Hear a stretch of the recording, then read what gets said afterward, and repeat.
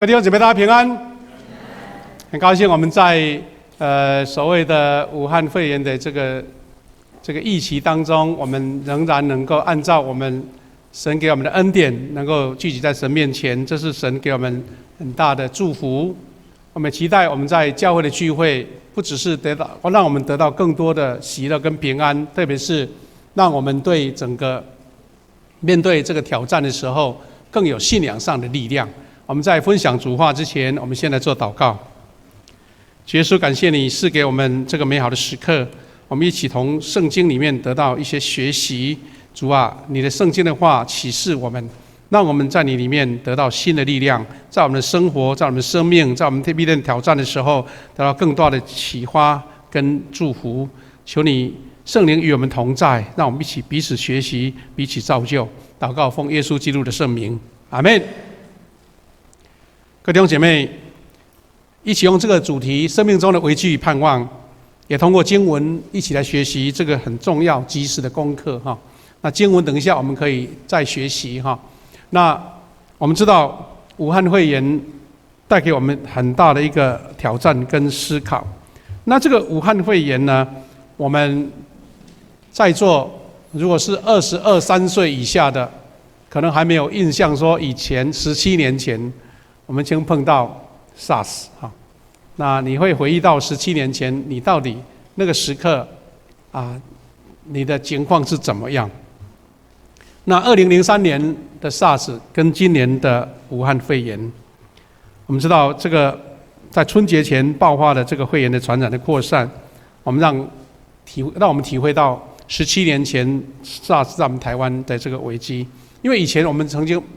很少碰到像类似那种那么紧急，而且马上发现在我们的百姓当中有人就这样感染那过世，那种恐慌是其实如果按照比例来讲其实不大，但是那个恐慌是比这个大好几倍。那我们今年的武汉肺炎呢，第一个病例是出现在2019年去年的12月1号，那时候大家不怎么在意，对不对？包括在12月下旬开始出现，围绕在华南海鲜市场有很多病例出现了，直到1月7号晚上，专家就测验出它是一种新的病毒。换句话说，在冬天是我们所谓的流行感冒好发的季节。几个礼拜前，我们教会不是还推动那个打预防针吗？大家觉得这样就过去了。那我回忆起来那个时候我们不太在意，是因为中国那边没有什么很明显的资讯啦。那我觉得更重要的是，那个时候我们在忙着选举，对不对？哇，这个狂热，为了选举狂热，大家在注意这个谁当选啊，谁竞选啊，根本不晓得这件事情。那没想到1月7号还没选举出来，一旦选举后的狂热结束了，在1月20号，广东、北京、上海等地就开始有大量的通报。换句话说，它不是一个地方突然间发生的事情，已经传递到不同的地方。因为那个时候就是中国，听说是全地球了全世界最大的一个人口移动，就是我们所谓的春运，大家来来去去，那么巧就碰到春节那难怪这个事情就爆发出来了。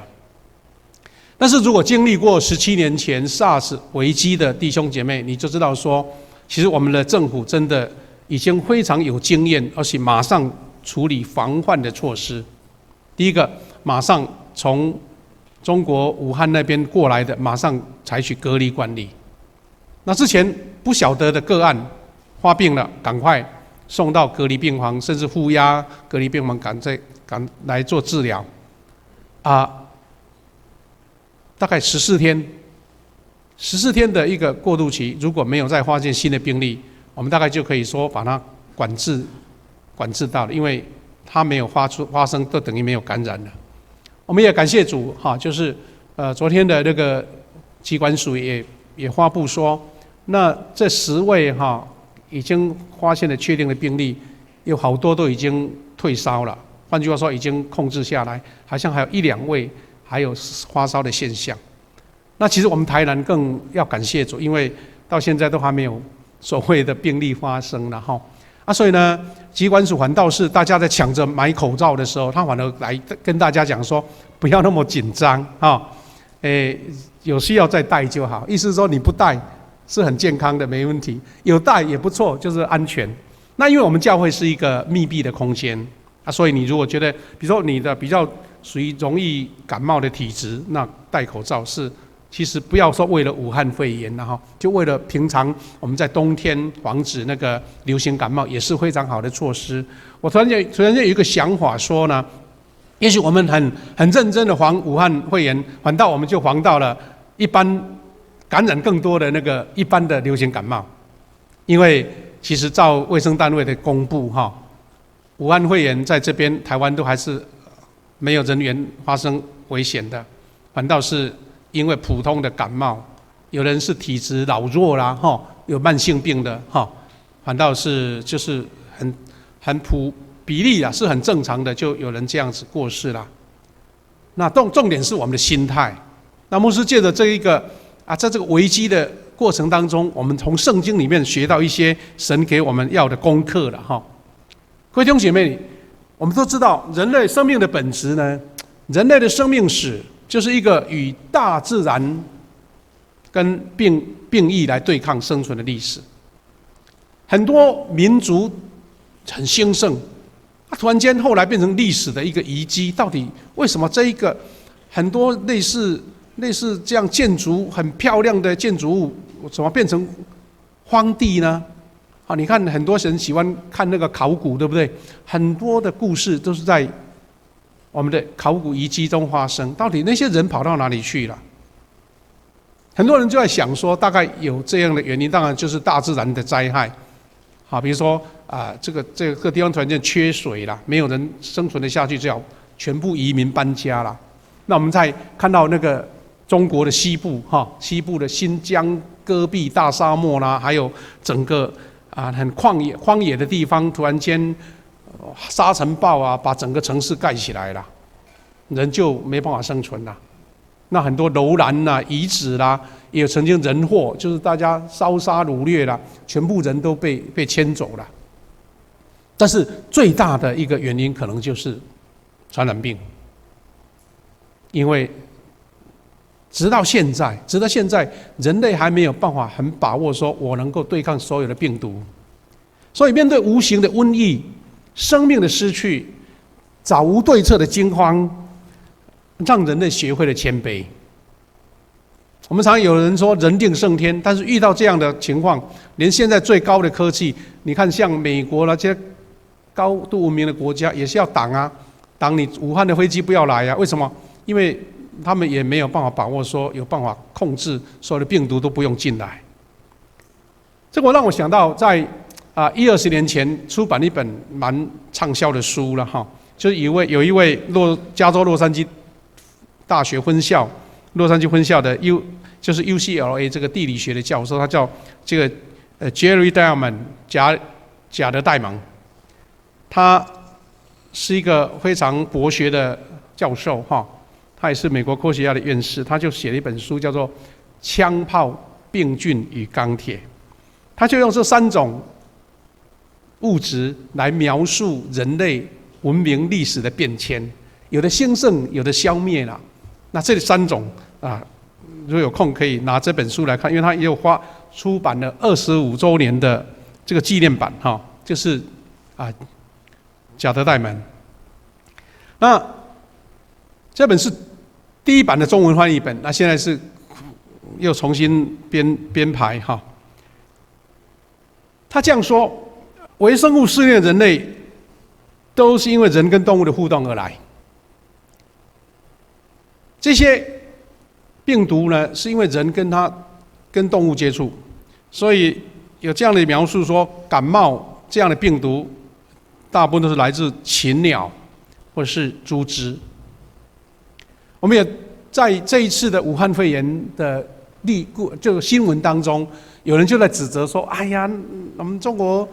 那边的百姓很喜欢吃野味，野味这越吃蝙蝠什么的。当然，这个医学专家都还没有证实啦。不过，为什么大家会这么讲？一定是因为大家觉得可能从这些野生动物来的成分很高，才会这样说。因为以前曾经有这样发生过。那历史上很多几乎灭种的危机都跟病毒有关。那很出名的一个故事是说，在历史上呢，当哥伦布发现新大陆，整个欧洲的这些帝国主义的这些军队也好，这些白人去那边来占领当地啊，夺取物资，那少不了会战争，少不了有杀掠。但是照历史学家的研究哈，这些人被杀被关的是少数了，大部分是因为白人把他们身上所带的天花跟麻疹带到当时原来活得好好的美洲原住民。这些原住民因为没有碰到这样的病毒，所以根本没有任何抵抗力，所以呢，95%的美洲原住民，意思是说100%的人，这些死掉的人95%是因为病毒所感染的。那你会发现说，这样的病毒带来人类的危害是多大，非常的可怕。那圣经中就是记载了很多这样子有关瘟疫的记载。那这记载当中有3类哈，那做一点分类。第一个是上帝降灾来教训百姓，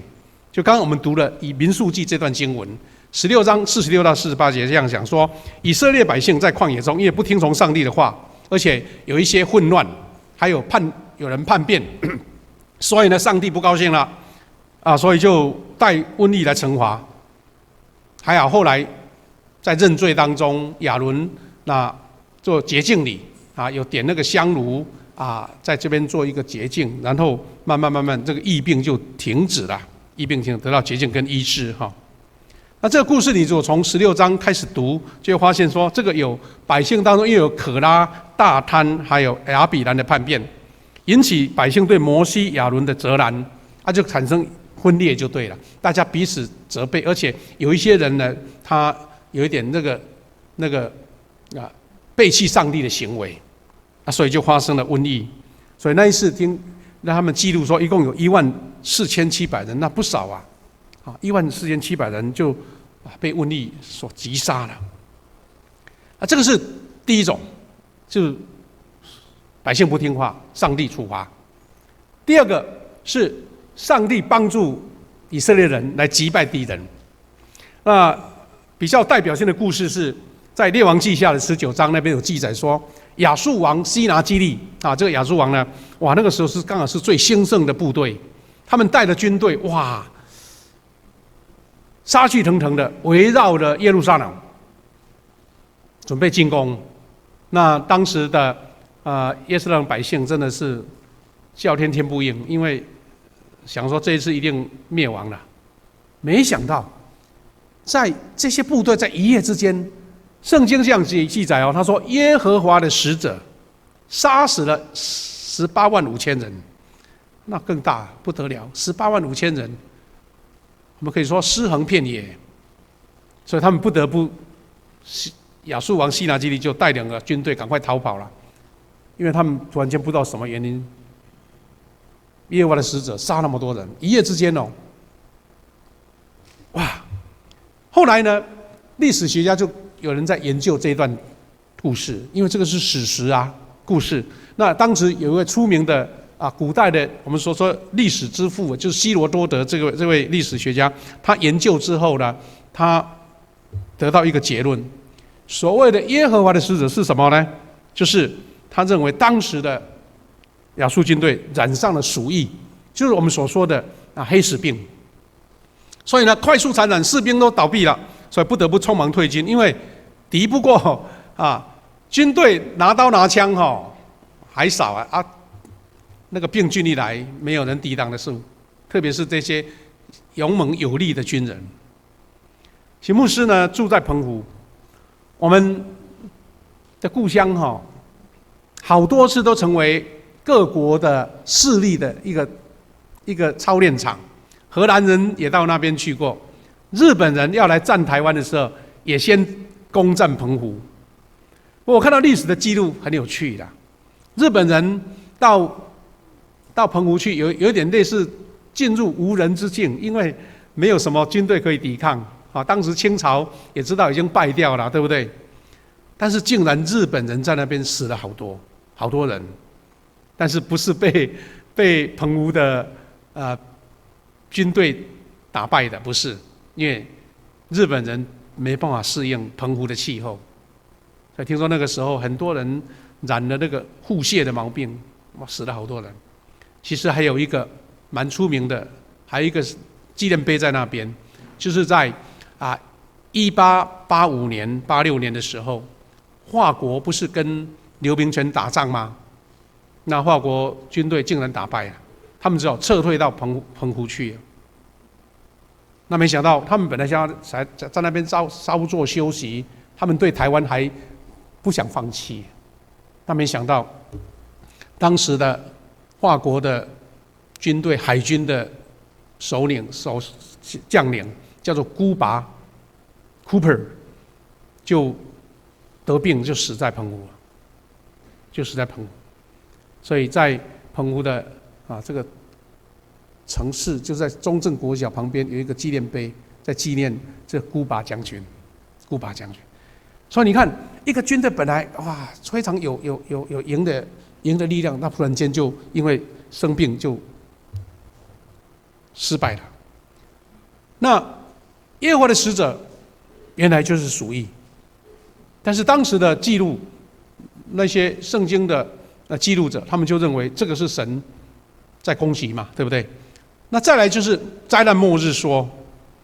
什么叫灾难末日？圣经路加福音就有宣告说，民要攻打民，国要攻打国，地要大大震动，多处必有饥荒、瘟疫，必有可怕的异象和大神迹从天上显现。换句话说，这些可怕的景象就是末日。其实如果你是平平顺顺过日子，你没有办法去感觉说什么叫末日。但是比如说你曾经经历过921大地震，那个时刻我想跟末日的感觉就非常的强烈了。更何况在欧洲的2000年的历史有记录当中，有好多是发生了鼠疫，刚刚我们叫黑死病，对不对？鼠疫，哇，一下子整个欧洲的人口减一半呢，那不得了，这个到处都是死尸啊。那这样的话，难怪那种恐慌末日来临的感觉会非常的明显。倒是我们今天我们看到了还在发生的武汉肺炎，基督徒怎么去理解这件事情？有几件要跟大家一起分享的。第一个，上帝是怀着平安的意念，不是责备、惩罚、鞭打，不是。从圣经的描述，我们知道瘟疫都带着惩罚的概念，对不对？因为圣经这样子描述嘛。但是我们要思考，当时的圣经的记录者，他们对于疫病的了解不是很完整，不是现在科学家有显微镜说原来这是肺炎的病毒是怎么样，所以他们马上去连接到上帝要击杀当时的悖逆的百姓。但是我们当思考的时候呢，知道这个瘟疫不是上帝主动的降祸，从我们信仰上的思考，而是来自于人类的罪跟贪念。意思是说，上帝不是闲着没事啦，老是要找人类的麻烦，而是人在上帝所创造这个大自然的一个和谐的环境当中，因为贪心，因为有自己的私欲所造成的一个病毒的变动。怎么说呢？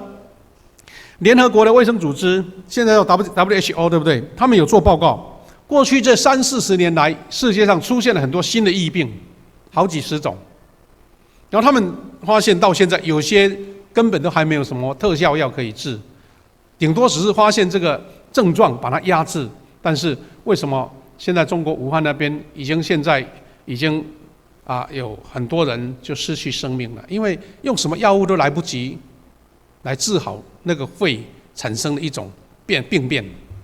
那我们发现说，这二三四十年来的病毒是新的病吗？科学家在研究说，这个新病毒其实并不新呐，因为这些人认为说，它存在在地球上的历史比人类还远还久。比如像艾滋病毒，是我们20世纪末大家觉得是一个新的黑死病，对不对？现在已经发现一些药物可以做控制了。我们就不再把艾滋病当成一种绝症了哈，那是感谢神的地方。但是专家在研究当中认为，它存在地球至少超过2亿年，那真的是很老很老了，比恐龙还老的病毒。所以这个疫病是大自然一种自我防卫的机制。原先呢，病毒它是存在安安静静的存在于荒野丛林，但是人类因为贪心嘛，人类因为扩展嘛，人类因为想要更多嘛，所以就往丛林开发，往荒野去开发，那误闯丛林，然后闯入这个区域，就很像马蜂窝在那边，他们蜜蜂在那边好好的生存，但是你一捅到它，它只好反抗了，所以病毒就展开对人类的攻击，所以人就尝到了大自然反扑的力量。所以专家研究说，艾滋病毒这个大家熟悉的，它原先存在于刚果，非洲刚果的丛林里面。他是美国的资本家潘德无厌呢，他就召集了一大群的海地，在中美洲的海地的工人去砍伐雨林，结果这些病毒不知道什么原因，可能有工人想要吃野味，对不对？就抓到猴子来煮来吃了，那或是接触了，就是这些病毒都传染到人类。那加上现在航空那么的发达，飞机飞来飞去的，所以短短10年之内就传播到世界各个角落。我们从这个角度来思考，是上帝在惩罚你呢，还是你自找麻烦？那就是我们基督徒从这个信仰上去学习的。生态学家叫做李斯特布朗，他这样说：大自然给我们很多恩典，但是我们只能把这些恩赐当成基金，基金就是不能动的，对不对？所以人类的发展应该限于使用基金的利息啦，你不要用到它的本金，连本金也花掉了。那这生态学家就是给我们一个非常大的警告，比如说我们就超限开发，那我们就上天下地还让人类觉得有冒险精神嘛，就往那个最难的地方去。那没想到我们连本金都花掉了，这为什么？去年在挪威或者瑞典一个高中生，对不对？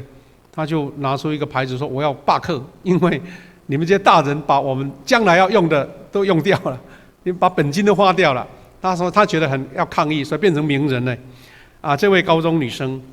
所以呢，印度的圣雄甘地他这样说：“他说这个地球可供应每一个人所需，但是无法供应每一个人所贪。所需的够你用，但是你贪得无厌，人心不足蛇吞象，你再怎么多也没办法。那人类正是面临这样的挑战，所以大自然有一种处理的机制。有一个作家他这样写说：7000万年前，他处理了不可一世的恐龙，那现在处理了不听劝告的人类，那是多么一个很大的警告，对不对？人以为是这个世界的主宰者，像7000万年前恐龙是当时世界的主宰一样，但是它已经消失了，变成那个所说的化石。那我们又回到圣经旧约里面，为什么会有上帝惩罚这个观念呢？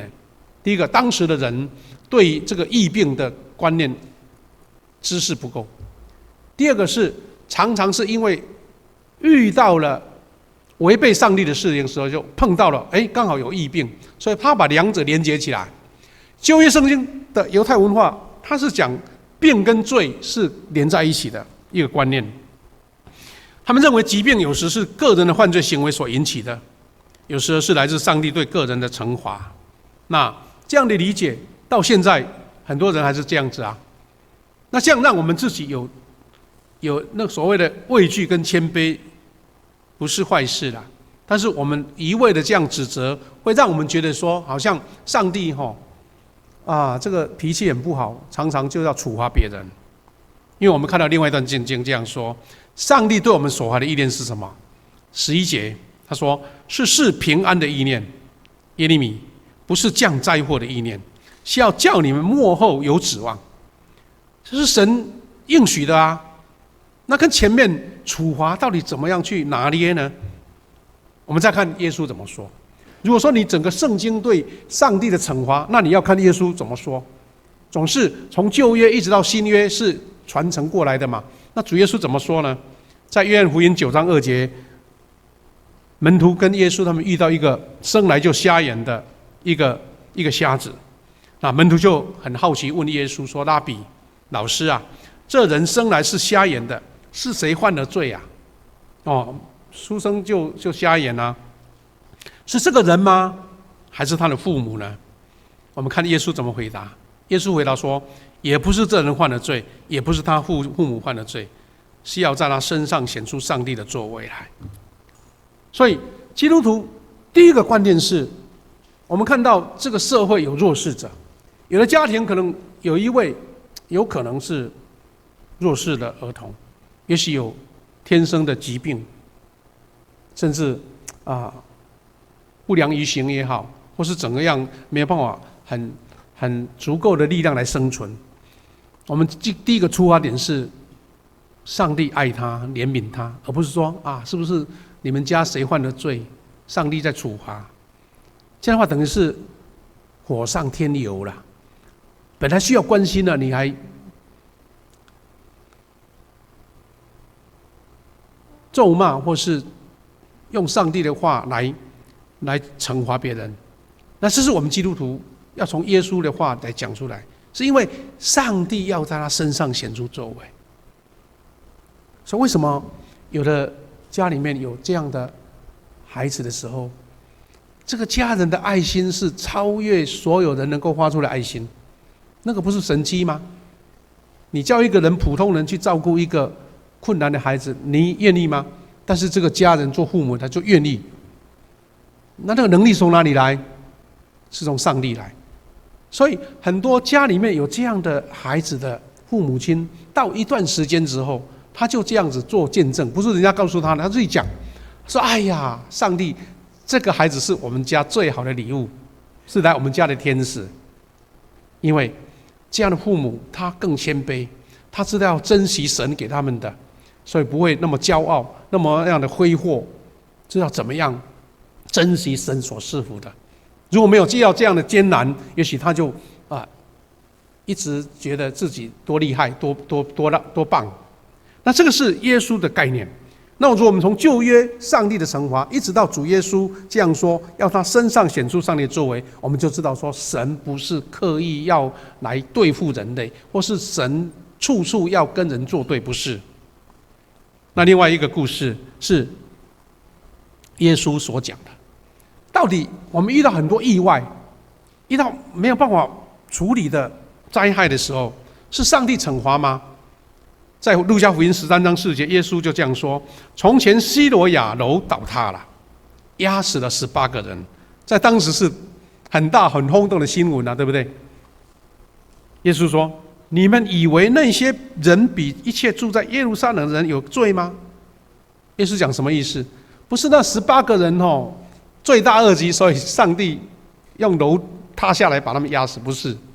而是在这些意外的事情当中，神也不舍，神跟这一群失去亲人的人同在。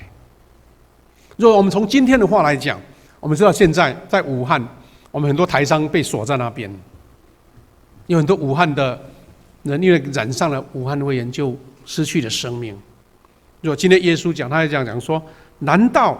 那些在武汉失去生命的人，比住在台北、比住在台南的人有罪吗？所以我们从整个圣经的成长、圣经的演化来讲，我们知道说，主耶稣他告诉我们，人类遇到这样的困境，除了人的贪心所产生的一个遇到跟大自然的一个相处产生的一个挑战以外，神的恩典要跟这一群人同在，才是我们最重要要理解的。因为上帝这样回应我们说：“你们要呼求，向我祷告，而我要回答你们。你们找我，一定找得到。”换句话说，我们是怎么样从发生的这些苦难的事情当中找到神在我们身上的旨意？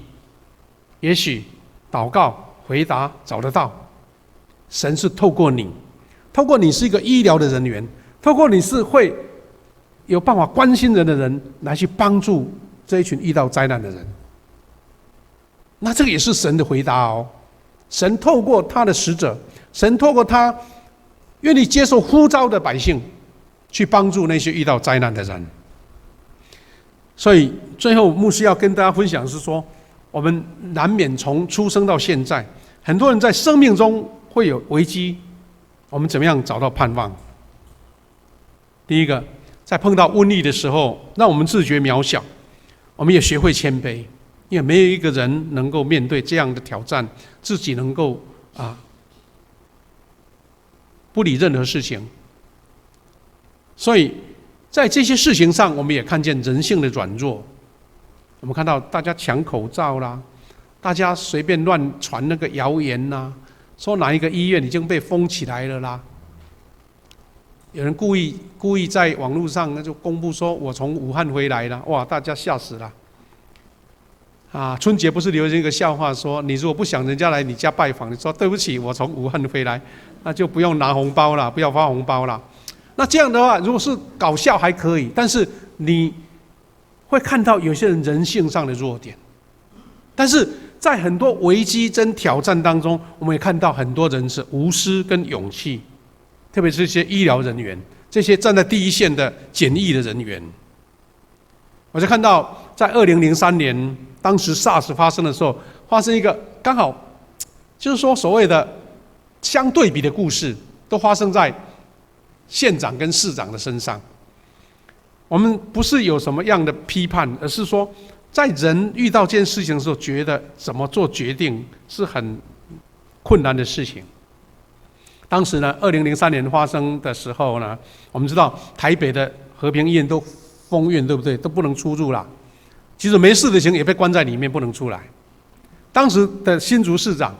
就曾经公开带着他们的卫生局长跟官员挡在哪里呢？挡在新竹的医院的门口，就说你们的救护车病患不要来，因为我怕我们新竹市民被你们从台北和平医院来的病患感染了。你说这个市长爱他们的百姓不对吗？我们不能这么讲。但是那样的困境当中，什么是慈悲？什么是智慧？什么是勇气？真的很难拿捏，对不对？有时候我们会发现说，你慈悲还是要勇气呀。比如说，在台湾发生病例的时候，有好几位刚刚是从武汉来到我们这边旅游的观光客，对不对？好，你可以慈悲说没关系，既然来者是客，我们好好招待你你继续旅游吧，到处去我们拿最好的招待你。那是这个是待客之道，不错啊。但是如果发现说，他们已经有疑虑了，你是不是要请他赶快回去？或者说，对不起，我招待你最好的招待，但是请你住在这个管制区里面，等到你没病了，我再送你回去。那都是所谓的爱心、慈悲跟所谓的勇气，很难拿捏的。那其实也另外发生一件事情，就是当时的云林县长是相反哦，他挡在当时的云林的一个焚化炉前面，因为很多县民挡在那边，因为有从台北那边和平医院的这个医疗废弃物的车子要载那些废弃物来焚烧了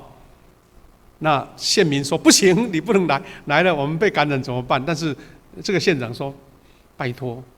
让他们吧，因为火烧掉了，这个病毒就没了所以呢就是要产生对立。当时的县长这样说，他跟县民说，我们现在帮助台北市，有一天我们遇到困难的时候，人家才会帮助我们。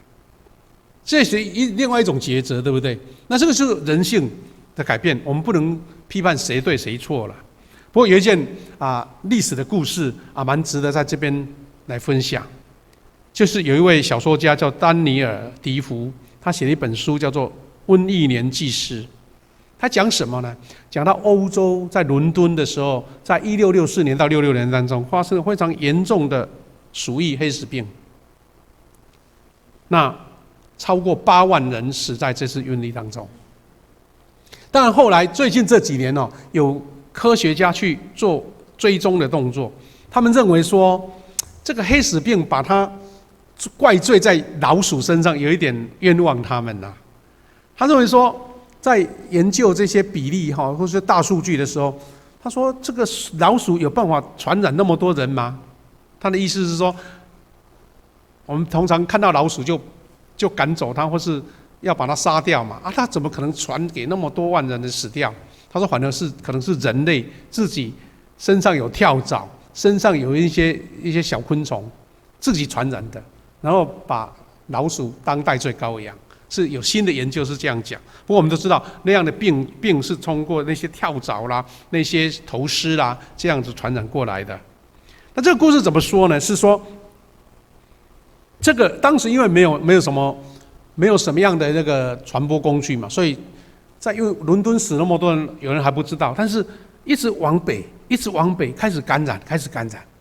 直到发生在中部的一个村庄。这个事情产生一个很大的改变。当时因为欧洲好几次发生黑死病，都死了差不多整个欧洲几乎1/3的人到1半人死掉了，那是不得了。所以你说那个时候不是世界末日吗？谁都认为是世界末日啦。那当时很多画家就把这些图画下来，像黑死病，很多人就是躺在那边那这些都是当时的画。那后来呢？在黑死病的处理当中，当时医生发现一种叫做医疗的鸟嘴装，他看起来觉得好奇怪，为什么有这种装束我看那个文章写很有趣，他说这些医疗人员他不能退缩，他不能逃跑当然有的城市的医生人员都逃跑了，有的是勇敢出来面对。那怎么面对呢？他等于把所有的隔绝，这个外套有点类似我们现在的隔离衣啦，但是头没有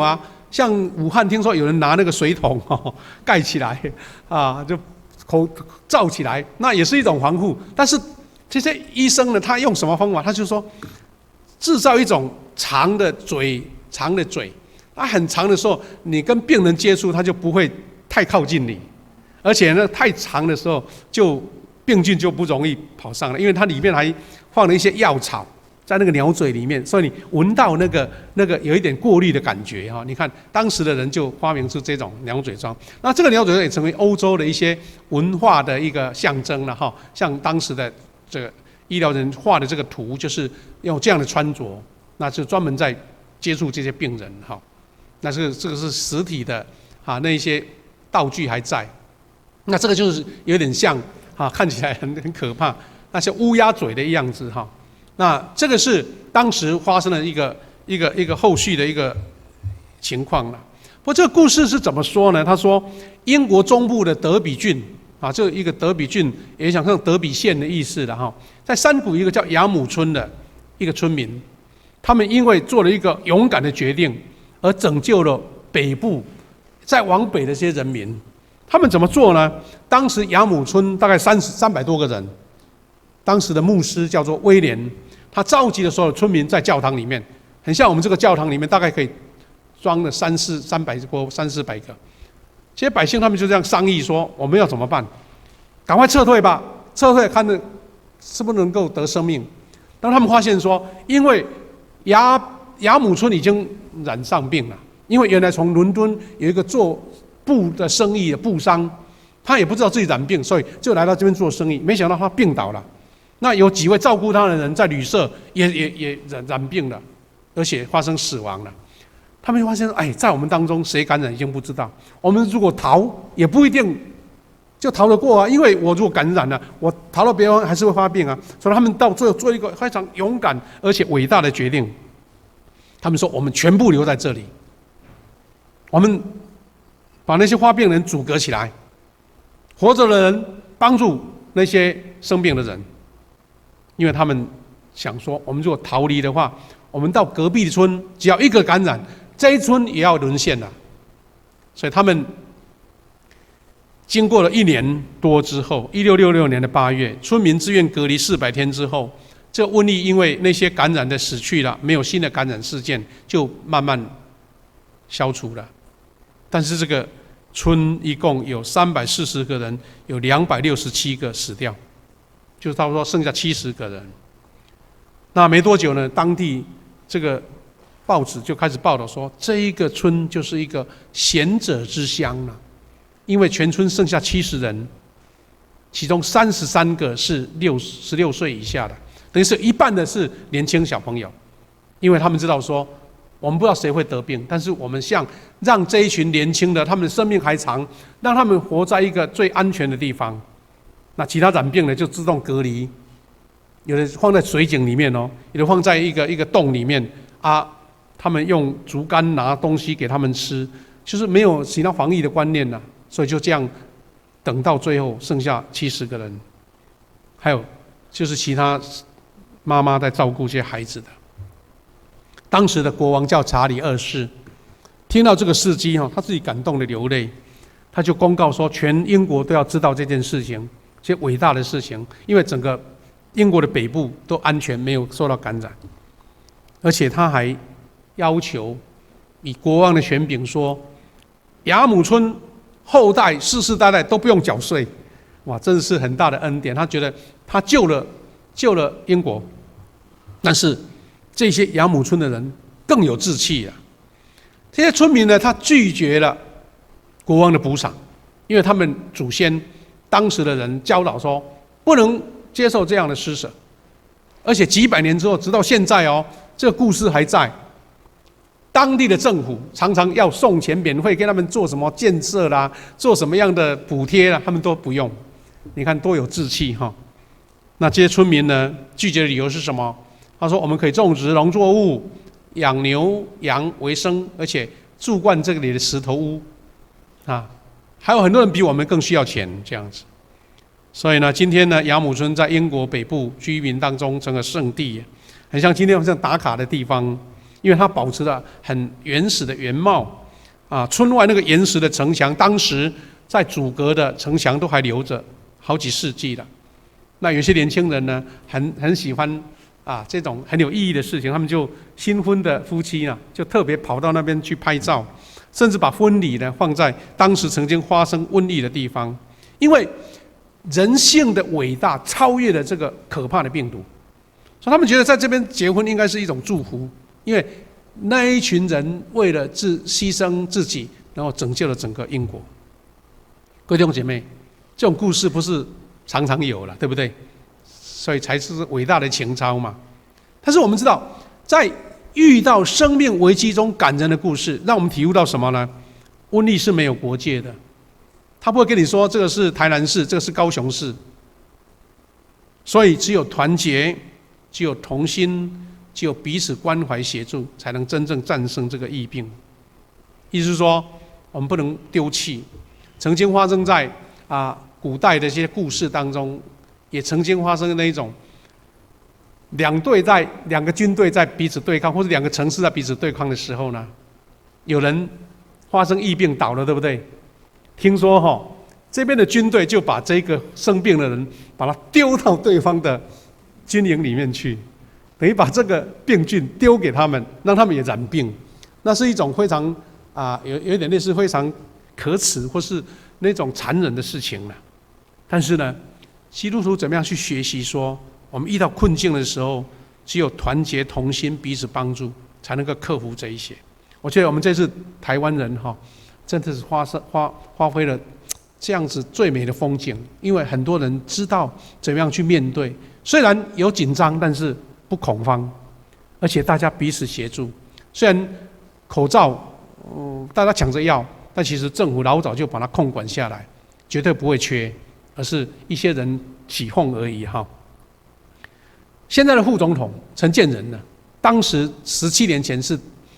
因为发生 SARS， 因为他是那个流行疾病的专家，他就被派来当临时就被派来当卫生署长。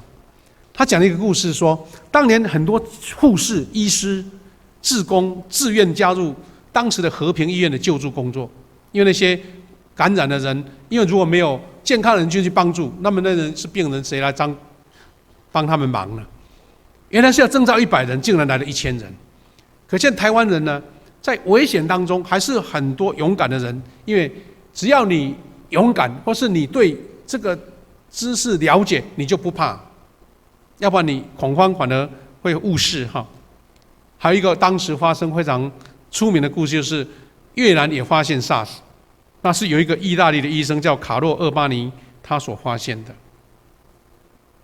然后他的太太赶快打电话或是写信给他讲说，赶快离开越南，因为不小心你就感染了。但是这个厄巴尼他回答他的妻子一句话，让人家非常感动，他成为一种抗SARS的英雄了哈。这叫厄巴尼啊，这本书是后来中文出版在纪念他的。那他回答说：“我身为救人性命的医师，这就是这个时刻我在这里的原因。好像上帝就赋予我这样的使命，我没有理由逃掉，因为所有人都有需要。那上帝把这个我放在这个需要当中，所以厄巴尼感动了越南人，越南人把想说一直在纪念他就对了哈，因为他这样发现了病毒，发现了这个怎么样做处理，所以就让越南的 SARS 得到控制。我也还记得哈，当时17年前，牧师在高雄盐城教会牧会，当时我教会有医生，也有护士，也有麻醉师，在哪里呢？在当时的高雄长庚医院，因为长庚医院当时也是一个收治 SARS 病患的地方，长庚医院也有医疗人这样过世。当时呢，因为已经封院，已经就是不能回来，那些医疗人暂时要留在院里面。那牧师呢，就电话来关心我们教会的这些弟兄，还有医师，然后他们就用平静坚定的口气说：“这是医疗人员应尽的义务。”知道那边是最危险的。那我们常听一句话说：“不入虎穴，焉得虎子。”其实医疗人员如果撤退，那等于看着病毒让它蔓延，那你撤退也不一定你会保得住。但是反而我用最冷静的态度去面对，反而我自己保全了，而且还能救助更多的人。各位弟兄姐妹，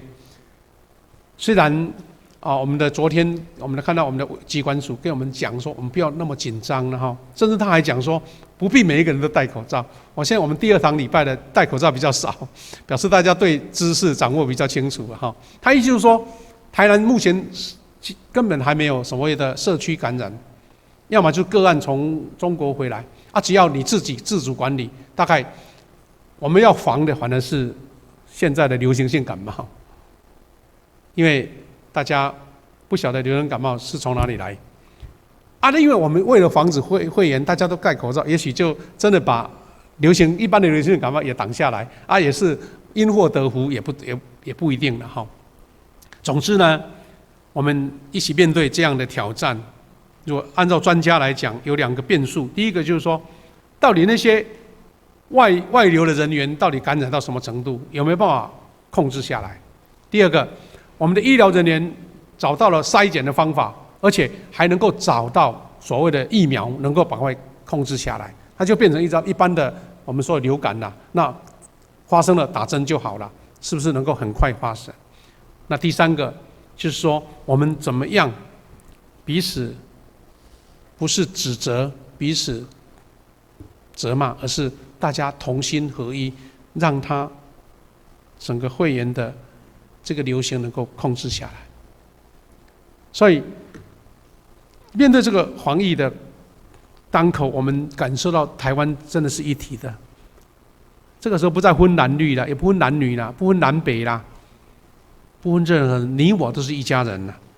所以我们教会更是一家人。我们教会呢，在上个礼拜刚好春节嘛，人比较少，所以那个时候还没有那么的明显。所以我们在这个礼拜当中，我们小会赶快就一起拟定了一个，等于是目前是最最基本的防疫措施，就是刚刚我们进来不是有量体温吗？哈，还赶快去从我们的程佑长老特别拜托我们的限量哥哈，限量医师去从奥地利赶快快递进口3支那个额温枪因为台湾买不到了。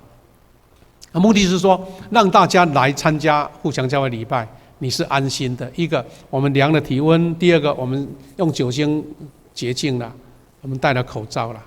那其他我们就不用担心。当然也期待说有一些人，比如说我现在有感冒症状，不是福安会，但是我也稍微自我管理一下免得让人家紧张，对不对？有的在自家管理。也许我们如果这样的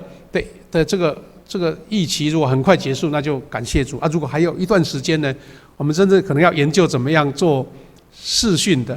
我们的那个现场直播了。你在家里看电脑看着电脑来直播我们的礼拜，那也可能一种方法。有的教会可能已经做到这个地步了就是不勉强人家来教会，但是你在家里面也同样同步跟教会一起做礼拜。总之，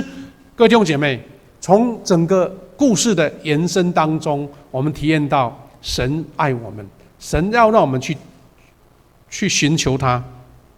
神要让我们得到平安，而是在这件事情，因为大家的同心，就看见那个神迹奇事在我们当中发生了。所以